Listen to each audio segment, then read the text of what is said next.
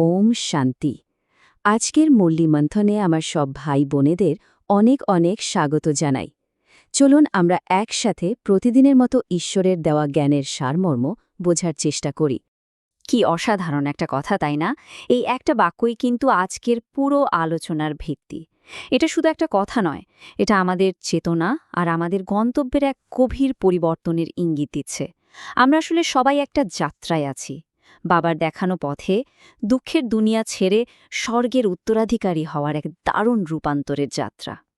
তো এই যে পুরানো দুনিয়া, এর মানে কি? মানে হলো আমরা এখন যে জগতে রয়েছি, মুরলি তাকেই বলছে পতিত দুনিয়া। এখানে দেখুন মানুষ কত, আর যত মানুষ দুঃখ যেন ততই বেশি, তাই না? আর এই অপরিসীম দুঃখ থেকে কিন্তু একটা সাহায্যের জন্য ডাক ওঠে। ব্যাপারটা তাহলে কি দাঁড়ালো?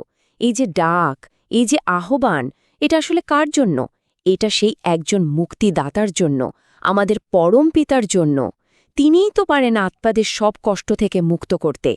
আর হ্যাঁ, এটা কিন্তু কোনো বিশেষ ধর্ম বা গোষ্ঠীর ডাক নয়, এটা হলো সারা বিশ্বের সব আত্মার আরতি।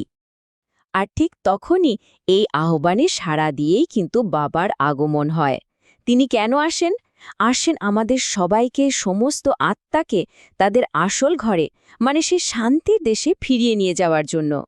একটা জিনিস খেয়াল করে দেখুন, সারা বিশ্ব কিন্তু একজনকেই লিবারেটর আর গাইড হিসেবে মানে, আর তিনি হলেন সেই এক অসীম জগতের পিতা।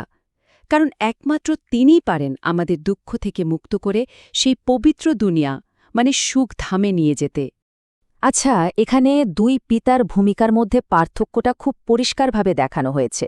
দেখুন, একদিকে আছেন লৌকিক পিতা, যাকে অনুসরণ করার ফলে কি হয়, ৬৩ জন্ম ধরে আত্মারা সিঁড়ি দিয়ে শুধু নিচেই নামতে থাকে। আর অন্যদিকে আছেন পারলৌকিক পিতা, যার দেখানো পথে চললে আত্মারা পবিত্র হয়ে উপরে ওঠে, মুক্তি লাভ করে। পথ দুটো কিন্তু একদম আলাদা। তাহলে প্রশ্ন হল, এই যে বাবার দেখানো পথ, এটা অনুসরণ করার মূল উপায়টা কি? ভিত্তিটা কি? একটাই উত্তর, স্মরণ।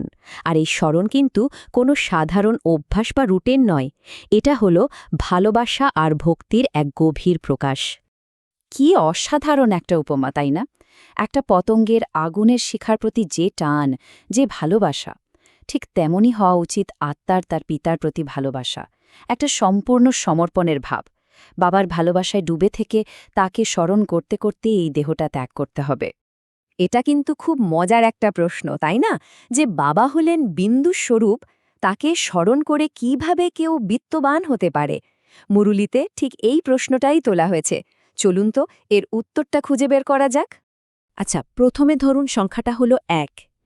এই ১ মানে হলাম আমি, মানে আত্মা। এবার যখনই আমরা সেই বিন্দুস্বর বাবাকে স্মরণ করি, তখন কি হয়? এই ১-এর পাশে একটা বিন্দু, মানে একটা শূন্য বসে যায়, আর সঙ্গে সঙ্গেই আমাদের আধ্যাত্মিক সম্পদ বেড়ে গেল, তাই না? আর এটা এখানেই শেষ নয়। আমরা যতবার বাবাকে স্মরণ করব, ততবারই একটা করে বিন্দু যুক্ত হতে থাকবে, আর আমাদের সঞ্চয়ও এভাবে বহুগুলে বাড়তে থাকবে। আর ভাবতে পারেন, এই সহজ স্মরণের প্রক্রিয়াটা অর্ধকল্পের জন্য, মানে কত দীর্ঘ সময়ের জন্য আমাদের আধ্যাত্মিক সৌভাগ্যকে বাড়িয়ে তুলতে পারে। তাহলে মূল ব্যাপারটা কি দাঁড়ালো? এই যে উপার্জন, এটাই হলো আমাদের আসল অবিনাশী সম্পদ। এটাই আত্মার সাথে যাবে। দেখুন, দুনিয়ার মানুষ তো খালি হাতেই ফেরে, তাই না? কিন্তু আমাদের ফিরতে হবে হাত ভরে। আচ্ছা, এতক্ষণ তো আমরা উপার্জনের কথা বললাম, কিন্তু এই যাত্রার একটা অটল ভিত্তি আছে, একটা অপরিহার্য শর্ত আছে, আর সেটা হলো পবিত্রতা।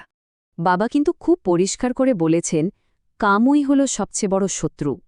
এই একটা বিকারকে যদি জয় করা যায়, তাহলেই কিন্তু অগ্রগতির আসল চাবিকাঠিটা হাতে চলে আসবে, কারণ অপবিত্রতার মূল উৎসই হলো এটা। তো কিভাবে এই পবিত্রতার পথে চলব?